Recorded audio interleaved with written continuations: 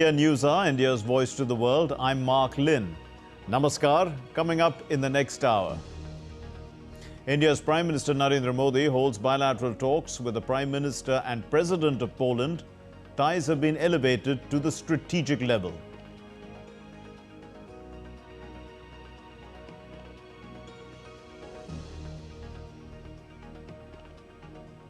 On Ukraine conflict, the Polish Prime Minister Donald Tusk says that India could play a positive role.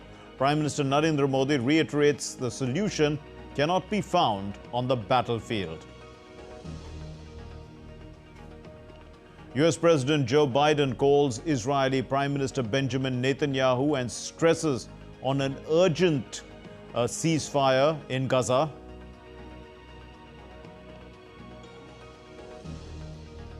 And as the Democratic Republic of Congo reports over 1,000 new Mpox cases in a week, Africa urgently seeks vaccines.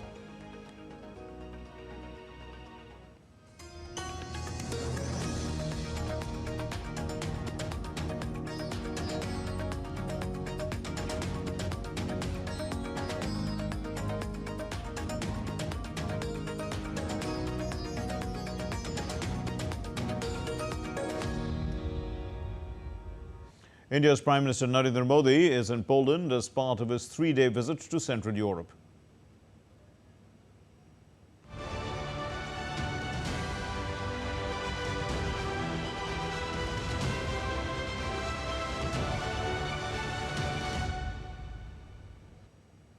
India's Prime Minister Narendra Modi addressed a joint press statement with his Polish counterpart, the Polish Prime Minister Donald Tusk. And in his address, Prime Minister Modi said that the ongoing conflicts in Ukraine and West Asia are a matter of deep concern, and India firmly believes that no problem can be solved on the battlefield, while noting that the loss of innocent lives in any crisis has become the biggest challenge for humanity. चल रहे संघर्ष हम सभी के लिए गहरी चिंता का विषय है। भारत का यह दृढ़ विश्वास है कि किसी भी समस्या का समाधान रणभूमि में नहीं हो सकता। किसी भी संकट में मासूम लोगों की जान की हानि पूरी मानवता के लिए सबसे बड़ी चुनौती बन गई है। हम शांति और स्थिरता की जल्द से जल्द बहाली के लिए डायलॉग और डिप्लोमेसी का समर्थन करते हैं। The Indian Prime Minister Narendra Modi hailed the historic ties that India and Poland share. Prime Minister Modi said that on the eve of on the 70th anniversary of the establishment of diplomatic ties, both nations have decided to transform their relationship to a strategic partnership. आज हमने संबंधों को एक नई दिशा देने के लिए कई इनिशिएटिव्स की पहचान की है। दो लोकतांत्रिक देशों के रूप में हमारी पार्लियामेंट के बीच आदान प्रदान को बढ़ावा दिया जाना चाहिए। आर्थिक सहयोग को व्यापक रूप प्रदान करने के लिए प्राइवेट सेक्टर को जोड़ने के लिए काम किया जाएगा। फूड प्रोसेसिंग के लिए क्षेत्र में पोलैंड वर्ल्ड लीडर्स में से है। हम चाहते हैं कि पोलैंड की कंपनियां भारत में बनवाए जा रहे मेगा फूड पार्क से जुड़े। भारत में तेज गति से हो रहे शहरीकरण से water treatment, solid waste management, urban infrastructure ऐसे क्षेत्रों में हमारे सहयोग के नए अवसर खुल रहे हैं। Addressing the joint meet in Warsaw, the Polish Prime Minister Donald Tusk said that discussions were held on strengthening cooperation in the areas of defense and trade. He said that Poland is ready to take part in India's defense modernization. Poland is ready to take part in India's defense modernization. We have the necessary technological capability and experts. India is global leader in the field of artificial intelligence, and we are using this technology in several areas including defense. We express gratitude to you for inviting our companies to your country. We want investment in the field of defense and that we cooperate with each other. And the Polish Prime Minister Donald Tusk also said that the entire world praises India because India's government is democratic, very democratic is what he said. And he said that the Prime Minister is committed to bringing about a peaceful and just end to the conflict in Ukraine. Not only on defense but on various issues, our understanding has enhanced. Prime Minister Narendra Modi is committed to further deepen India-Poland relationship. PM Modi is also willing to cooperate with European Union. I am confident that PM Narendra Modi will play a very crucial role. Earlier, the Prime Minister of India, Narendra Modi, received a ceremonial welcome at the Federal Chancellery in Warsaw on Thursday. On his arrival at the Federal Chancellery, the Prime Minister was received by his Polish counterpart, Donald Tusk. Prime Minister Modi held one-on-one bilateral talks with his Polish counterpart, Donald Tusk, in Warsaw. The leaders agreed to elevate the India-Poland relations to a strategic partnership.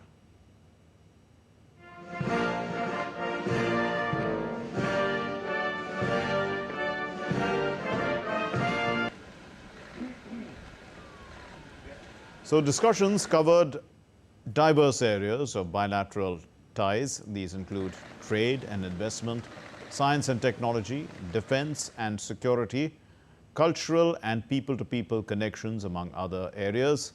And the leaders also exchanged views on regional and global issues of mutual interest. The Polish Prime Minister Donald Tusk hosted Prime Minister Narendra Modi for lunch.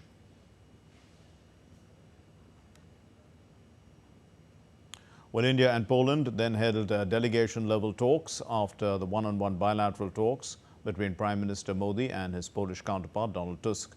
Both leaders held the discussions on a wide range of issues. India's External Affairs Minister, Dr. S. Jaishankar, the National Security Advisor, Ajit Doval, were part of the Indian delegation for the talks. India's Prime Minister Narendra Modi also paid tributes at the monument to fallen soldiers in Poland. This monument houses nameless soldiers who've defended Lviv from the Bolsheviks in 1920. And the tomb of the unknown soldier, it serves as a symbolic grave for all war dead whose remains have not been found or identified. 3 months after the suppression of the Warsaw Uprising, the palace was blown up on the 27th of December 1944. Miraculously, only a small section of the arcades survived, which includes the tomb of the unknown soldier. On the 8th of May 1946, the monument was unveiled again.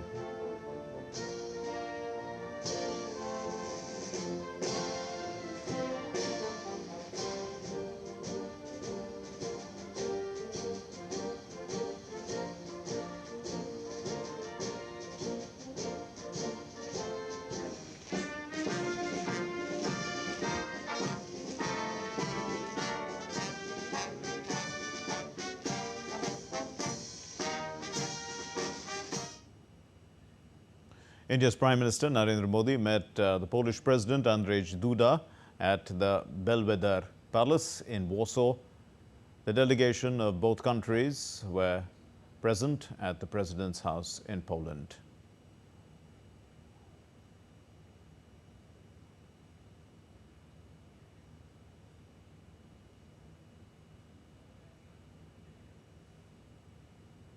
Now, Prime Minister Narendra Modi and the Polish President Andrzej Duda, along with other leaders, reviewed bilateral ties. They discussed ways to take these ties forward and to newer levels. They discussed various regional and global issues. India's External Affairs Minister Dr. S. Jaishankar met his Polish counterpart in Poland. And, well, the minister on the social media platform X, he said that the two leaders discussed the Ukraine conflict, the Indo-Pacific situation and bilateral cooperation. The minister also said that Prime Minister Narendra Modi's visit will give a fresh impetus to India-Poland ties. The Indian Prime Minister Narendra Modi visited the monument this monument to the Battle of Monte Cassino during his visit to Poland, and honored the Polish soldiers whose bravery was seen in World War II. This monument, unveiled in 1999, commemorates the heroic efforts of the Second Polish Corps. It reflects the enduring bond, in fact, between Poland and its allies, including India at that time. India's Prime Minister Narendra Modi laid a wreath and paid tribute at the monument of the Battle of Monte Cassino in Poland. The monument commemorates the sacrifice and valor of soldiers from Poland, India and other countries who fought alongside each other in the famous Battle of Monte Cassino in Italy during the Second World War. For the Prime Minister, it was a solemn moment to remember the valor of Indian soldiers who fought in World War II. Fought from May 11 to May 18, 1944, the Battle of Monte Cassino was a crucial and intense engagement in World War II. The battle was fiercely contested, with the Allied forces suffering significant losses. The monument features a headless winged Nike emerging from a shattered column, symbolizing victory and resilience. The urn containing the ashes of the Polish heroes is draped with a shroud featuring the cross of Monte Cassino, adding a layer of solemnity and reverence to the memorial. The monument was officially unveiled on May 30, 1999, during the 55th anniversary of the battle. The monument to the Battle of Monte Cassino continues to serve as a poignant reminder of the valor of the Second Polish Corps and the broader Allied effort during World War II. Bureau Report, DD India.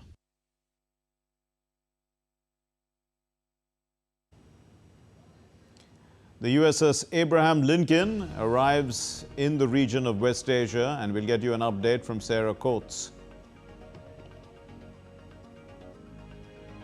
And Russian troops dropped 2 guided bombs on civilian infrastructure in Sumy.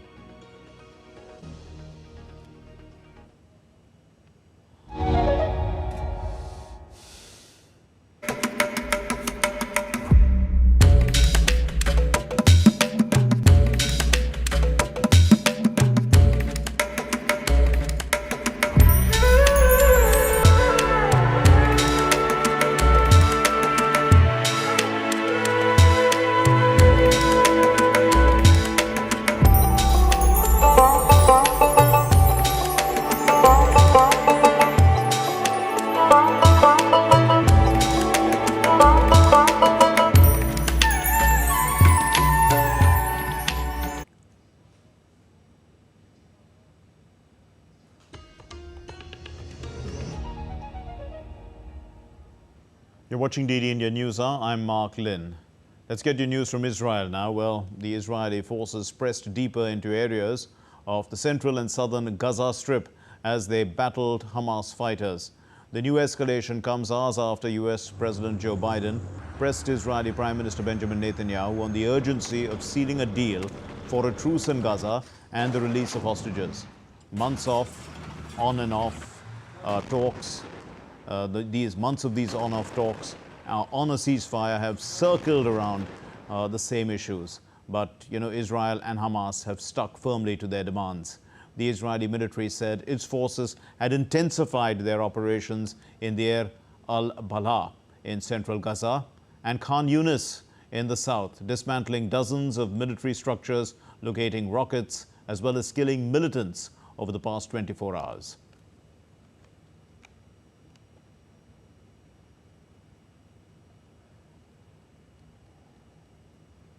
The USS Abraham Lincoln, a U.S. aircraft carrier accompanied by guided missile destroyers, arrived in West Asia on Wednesday, according to the U.S. Central Command. This deployment adds to the existing U.S. naval presence in the region, which includes the USS Theodore Roosevelt, another aircraft carrier that had arrived in July. The Lincoln's arrival follows U.S. Defense Secretary Lloyd Austin's order to redirect the carrier from the Indo-Pacific region to West Asia as part of the Biden administration's efforts to bolster Israel's defense against a potential Iranian attack.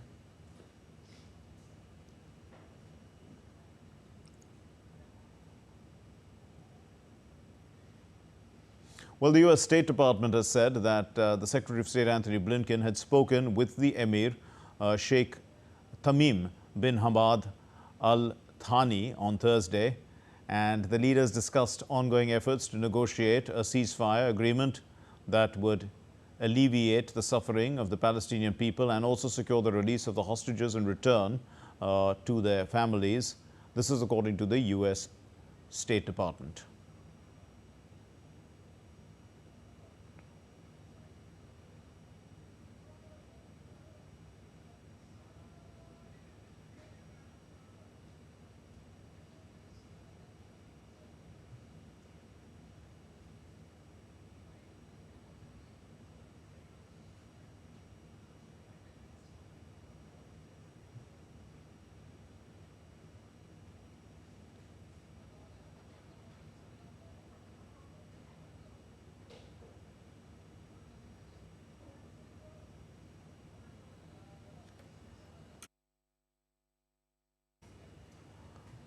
And we'll go across live now to a special briefing on the Prime Minister's visit to Poland. Let's go across to Warsaw.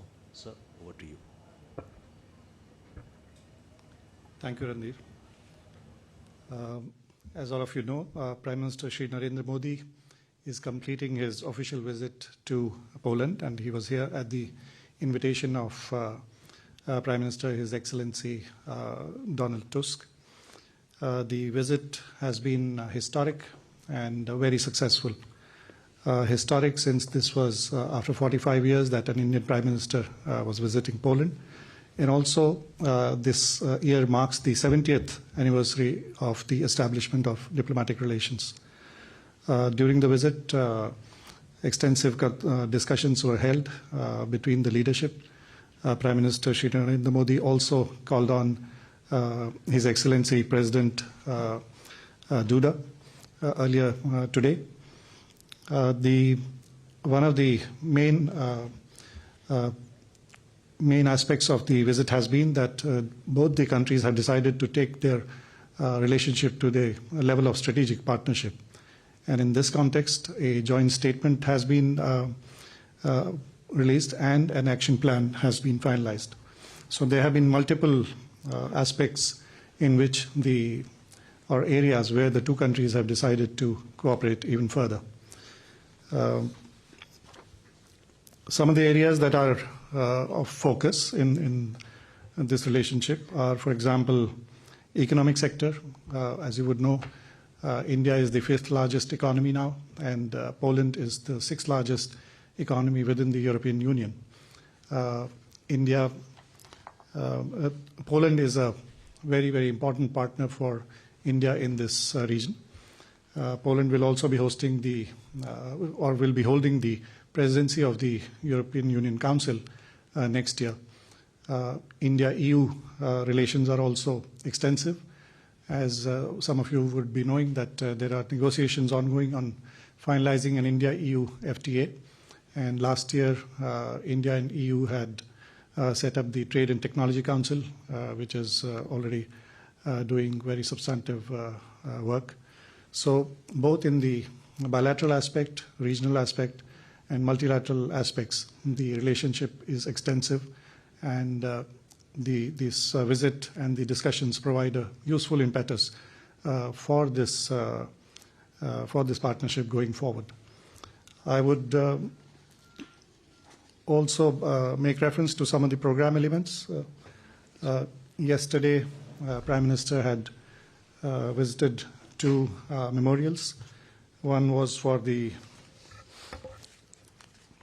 memorial for the very, very special episode in our shared people-to-people contacts when he visited the memorial for Jam Sahib of Navanagar.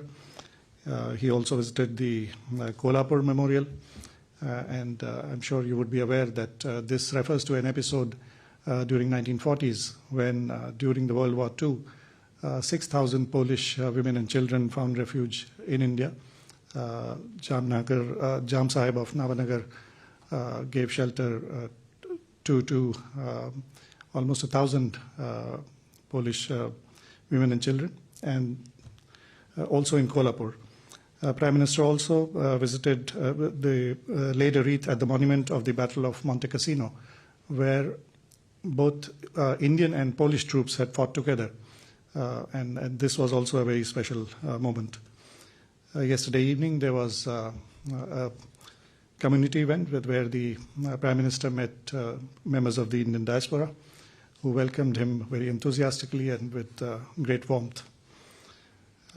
This morning, there was a ceremonial welcome at the Chancellery, followed by first a restricted meeting and then the delegation-level talks. Prime Minister Modi also laid a wreath at the tomb of the unknown soldier, and this was followed by the call on the President. Prime Minister has also been meeting some of the business leaders from Poland who have business presence in India.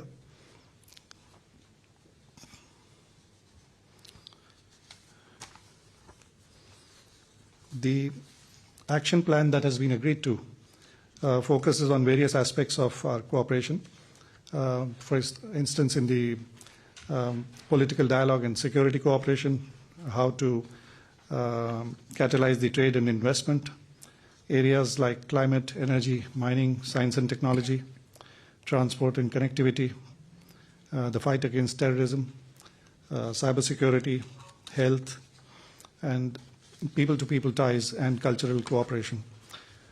These are the bilateral elements, and then there is reference to the India-EU relations. So both sides agreed for the need for regular high-level contacts, strengthening the economic relations in a range of sectors, ranging from agriculture, food processing, clean technology, connectivity, mining, renewable energy, and AI and digital areas. The importance of connectivity has been highlighted. And the two sides also agreed to continue the cooperation in the field of defense.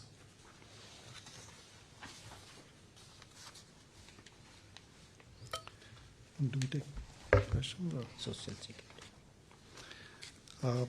Yes, an important development was also that there has been an understanding reached to finalize a social security agreement, which will be of importance for the professionals that are working in each other's countries.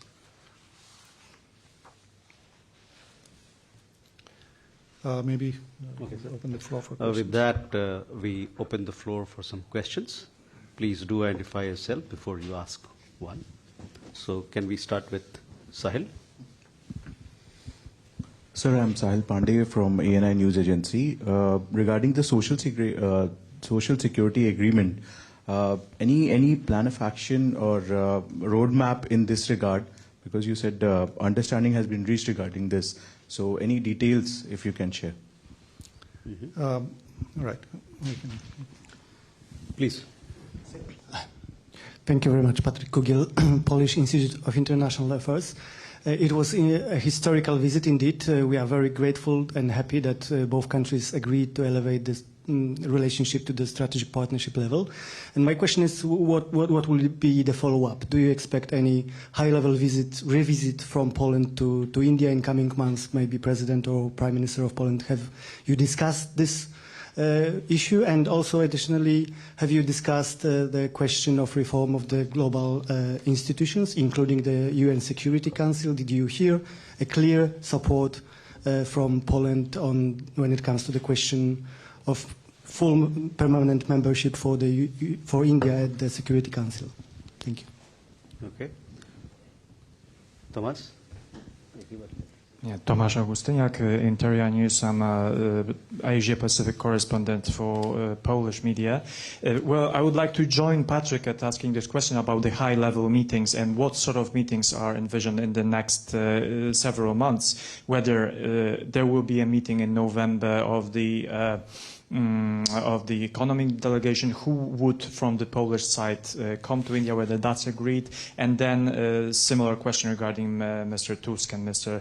Sikorski, and also President Duda's possible visits in the months to come. But the other question would be about the defense cooperation that you mentioned. What that would entail exactly, what sort of cooperation that would be, whether that would entail also space cooperation, whether there have been any talks about satellite launches, for example, for Poland from India. Thank you. Okay. Sir? Well, as I mentioned, there has been an understanding which has been reached on the social security agreement, and you'll have to wait for the agreement to be signed, and which we expect will be done in the coming short time, and that will really facilitate the the issues relating to the professionals working in each other's countries. UN reform is one of the issues that was discussed. This is an important issue for the global situation, and this was definitely discussed. I will not go into further details. High-level meetings, well, the series of high-level meetings have been continuing. It is not as if this was so, for example, this year alone, there have been interactions between our foreign ministers earlier in the year, in February, when External Affairs Minister had met Foreign Minister Sikorski at the Munich Security Conference. The Secretary of State for Foreign Affairs, Mr. Bartoszewski, had visited India. There have been other high-level contacts that have been ongoing. I think the then Foreign Minister Zbigniew Rau had visited India in 2022. Sir, if I could make it a little bit more precise regarding the meetings in the pipeline. So what would be the next high-level meeting that's actually being discussed right now? Yeah, so I was wanting to convey that there is a series of ongoing meetings. Also, in the context of the strategic partnership, it was agreed that the high-level meetings will continue. And we should expect a high-level visit in the coming months and the time forthcoming. Again, on defense, sorry. Prime Minister Modi, did he receive any invite to Poland for the next year? Are you aware? I will not like to go in more details. You will come to know when the meetings are announced and the other visits. On defense, we have a long-standing agreement, and there is a working group which meets. So the working group will continue to explore opportunities that exist in the defense sector for both sides. Space.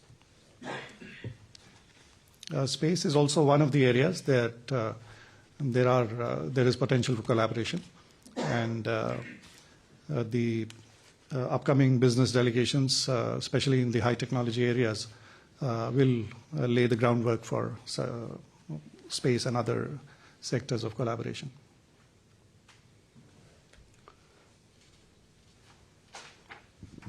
So Sahil again from ENI.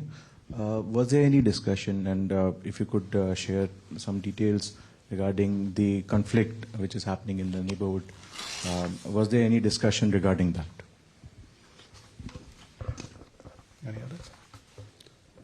That's it, sir, please. Yes, of course, there was discussion on the situation in Ukraine, and Prime Minister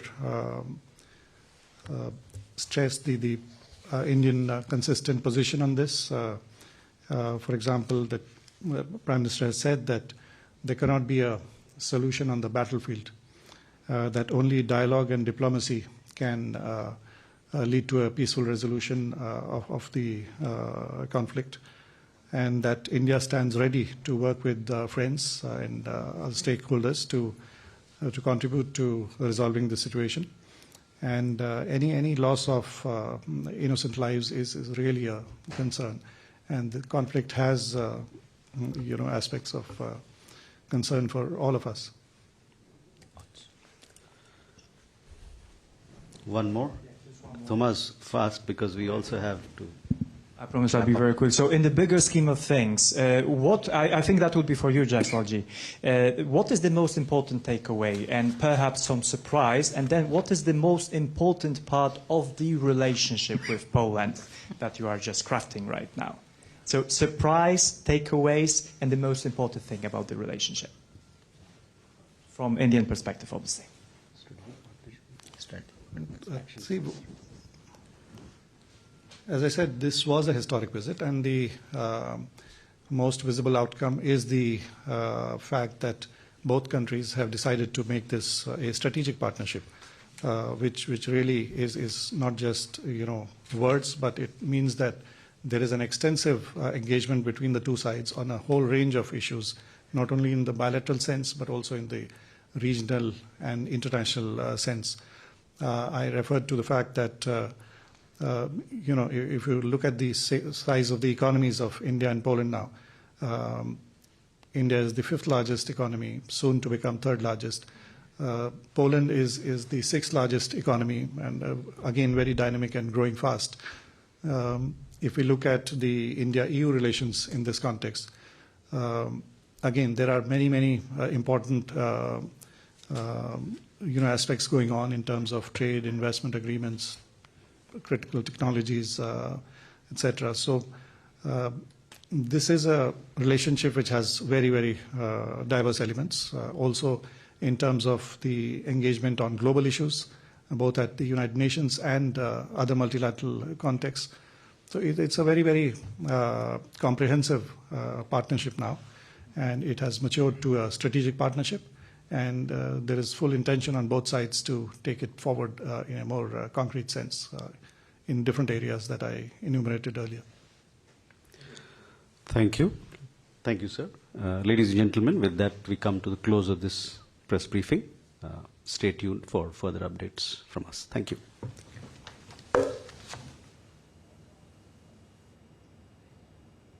So we were listening live to the press briefing by Mr. Tanmaya Lal, who's the Secretary West in the Ministry of External Affairs, explaining to us the finer details of the Prime Minister's visit to Poland. We shall continue to get you updates from Poland as well as other meetings of the Prime Minister. But for the moment, let's move on to other stories in this news hour. Shifting focus to the United States, Kamala Harris will tonight face the biggest test of her political life so far when she addresses the Democratic National Convention in Chicago in a bid to persuade the American voters to defeat Donald Trump in November's presidential election and put her in the White House. The vice president's rocket-fueled campaign is still barely a month old following Joe Biden's decision to withdraw from seeking re-election in the face of an opinion that he did a disastrous debate and with Donald Trump, and the questions over his age and mental acuity that resonated after that. Well, the Democratic vice presidential nominee Tim Walz has branded Donald Trump as weird and dangerous at the Democratic National Convention in Chicago. The Minnesota governor, who has become a household name, introduced himself to American voters and promised them that Kamala Harris was ready to lead the United States with energy, passion, and joy.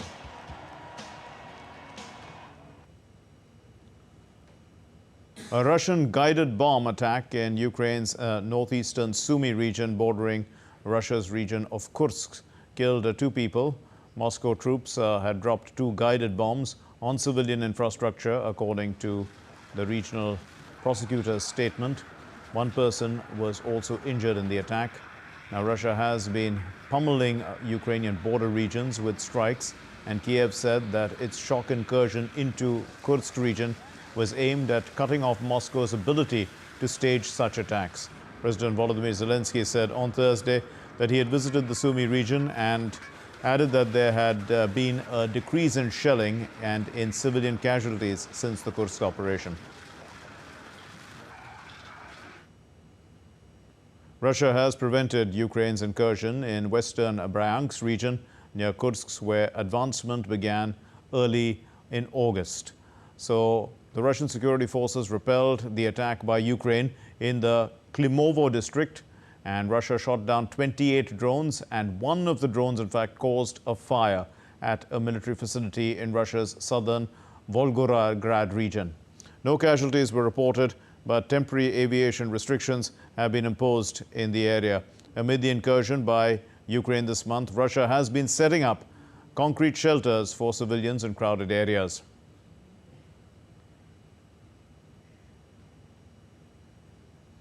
During a meeting with the Chinese Premier Li Qiang in fact, on Thursday, the Belarusian President Alexander Lukashenko described the relationship between these two countries as all-weather and comprehensive strategic partnership. He, in fact, emphasized the need for significant transfers of cutting-edge Chinese technology to Belarus and announced plans to sign agreements on investments and free trade, further solidifying their cooperation.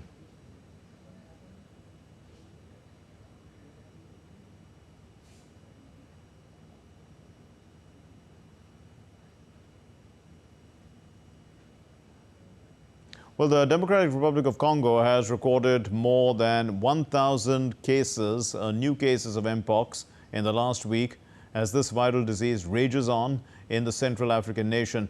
More than 500 people have died and over 16,000 others have contracted the disease since the start of this year.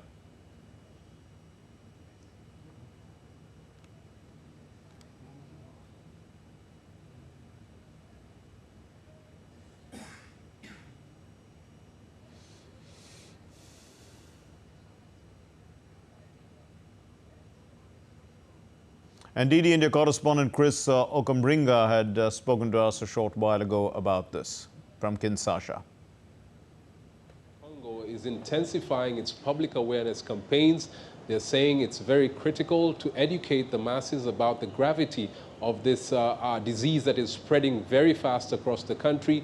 And they have come up with measures of, carrying out posters across the country, telling people to wash their hands, to keep social distance, and notify health workers of any suspected cases. The DRC is a large country, about more than 100 million people, and there are some communities in the DRC that believe that this disease, Mpox, is linked to witchcraft. And so when their relatives fall sick, they take them to traditional healers and religious leaders instead of health facilities. So the government has made it very clear that winning this battle will depend on the cooperation of the communities where these outbreaks, the diseases, the cases have been reported. And so they are really stepping up that. They're also increasing testing, which has been a major challenge, especially in the east of the country where there's a conflict. And they're also treating patients with some medicine that they've got. They're waiting to get vaccines from the United States and Japan. The Minister of Health announced that they're expecting those vaccines next week, and they will start rolling them out across the country. So the government is working very closely with neighboring countries like Burundi, Rwanda, Uganda, and others that share a border with the DRC to ensure that they step up the surveillance along the borders. There's a lot of cross-border trade in some of those areas. Some of these borders are very porous. They're just pathways that people use to go to their neighboring countries. So they have stepped up the security around that area. Health workers have been deployed in that area to ensure that people who are living the DRC to neighboring countries are screened, and they have also intensified the measures at the international airports, screening of passengers who are going out of the country to ensure that this disease does not spread out of the country. No, Congo has not issued any travel ban, has not received any travel ban from any country yet. We know for sure that the World Health Organization has been talking, discouraging countries from travel restrictions. They're saying that will create more problems. They're just urging people to ensure that the health measures are stepped up, screening, testing, and treatment of patients. So we haven't heard of any travel ban. So this new strain that is circulating in the DRC is known as Clade 1b. It was discovered in the east of the Democratic Republic of Congo earlier this year in a mining town known as Kamituga. That's a densely populated area that shares a border with Burundi. Scientists say that this strain is very contagious and it's deadlier than the one that was reported globally in 2022. And it is a cause for concern because many of the cases that have been reported in the east of the DRC have been linked to that particular strain. And so they are, doubling down on the efforts of trying to educate the people and also treat them to ensure that this strain, which is mainly transmitted sexually, does not spread further. Well, the humanitarian crisis in Sudan has intensified cholera infections, with the war-stricken country recording almost 600 cases since July. Sudanese Health Ministry said that the country has recorded 593 cases and 28 deaths since announcing the epidemic in July 2023. Now, in fact, not in July 2023, this happened on July 23rd of this year. The WHO and UNICEF have cooperated with the Sudanese Health Ministry to spray chlorine and open treatment and isolation centers in locations that are heavily affected by the disease. Now, the country is also suffering the world's largest hunger crisis, with 25.6 million people in acute hunger. Let's take you through some other stories from around the world. The Cambodian Prime Minister Hun Manet on Thursday held a homecoming ceremony for several centuries-old antiquities looted from the country during the war, and it was attended by several government officials and US diplomats in Phnom Penh's Peace Palace of Cambodia. After a 6-month closure, the first aid trucks prepared by the United Nations World Food Programme crossed Adre border to deliver much-needed aid for war-ravaged West Darfur in Sudan. The global monitors say that more than 6 million people face food insecurity across Darfur. The body of the British tech entrepreneur Mike Lynch was retrieved from the wreck of a yacht that sank earlier this week off Sicily in Italy. The British-flagged Bayesian, a 56-meter-long super yacht, was carrying 22 passengers, and it was anchored off the port of Porticello when it disappeared beneath the waves after a fierce storm had struck. To address the sewage discharge, agricultural runoff and excess rainfall, AI-powered sensors are being installed at wild swimming spots and beaches across southern England to mitigate the impact on water quality, posing health risks like gastrointestinal illnesses and skin infections. A mobile app will alert the public of potentially high bacteria levels to protect swimmers.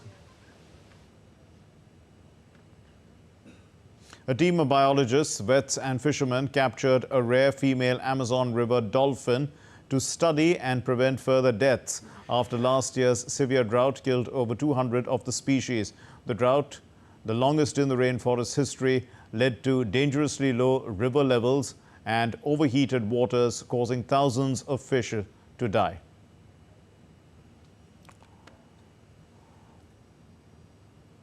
Now, still to come here on DD India News Hour, India's President Draupadi Murmu presents the National Science Awards 2024 in New Delhi.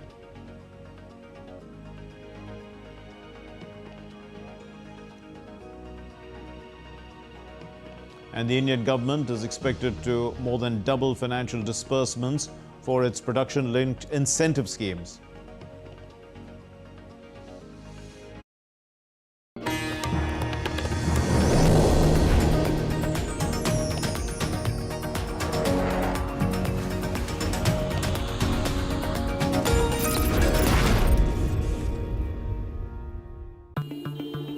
Sir 50,000 advance. पर इतना cash तो हम नहीं लाए। और आज bank भी बंद है। इलाज है डिजिटल पेमेंट का आसान सा डोज। लेकिन अरे घबराइए मत, सावधानी के साथ करेंगे तो कोई साइड इफेक्ट भी नहीं होगा।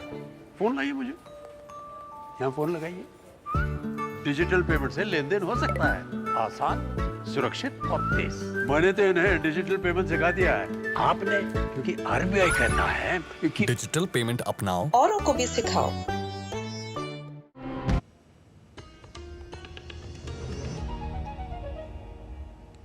You're watching DD India News Hour. I'm Mark Lynn.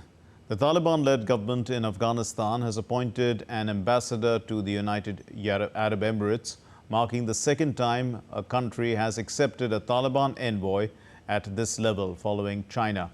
The Taliban have also sent envoys to several countries, including neighboring Pakistan, to head missions as charge their affairs.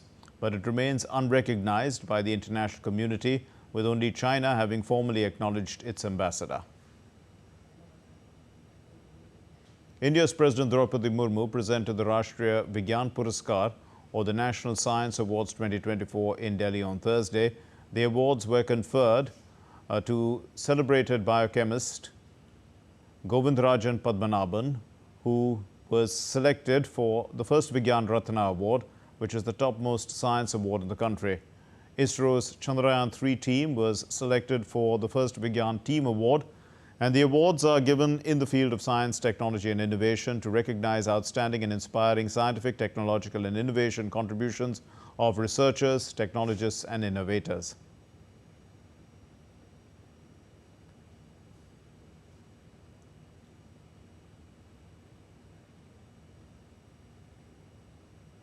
Food inflation in India is expected to fall in the coming months as plentiful monsoon rains have replenished water levels in reservoirs.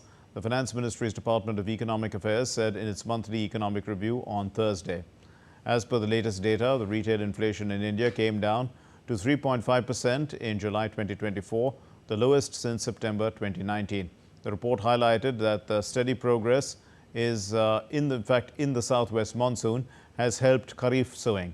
The GST collections in the first 4 months of FY25 have surged due to a widened tax base and increased economic activity. This growth is reinforced by a double-digit rise in e-way bill generation, indicating sustained economic momentum. Manufacturing and services sectors have also shown strong performance driven by robust demand and also expanding capacity utilization. In July 2024, e-way bill generation signaled a rise in economic activity. The report noted the Indian stock market witnessed another bullish run as both the Nifty 50 and the PSE Sensex 30 indices soared to new heights. The Government of India may increase disbursements under the production-linked incentive scheme to nearly 15,000 crore rupees for the financial year 2025. This is double of the 6,800 crore rupees in the year 2024. The end of May showed that combined investments under the PLI schemes had hit 1.3 trillion rupees, that's about $15 billion US, and covering 14 sectors. The PLI scheme was launched in 2021. Large-scale electronics manufacturing sectors, mainly mobile manufacturers, will account for 41% of the total dispersals. And 4 sectors, which are automobiles and auto components, advanced chemistry cells, textile products and specialty steel, they will receive incentives for the first time this year. More news from across India.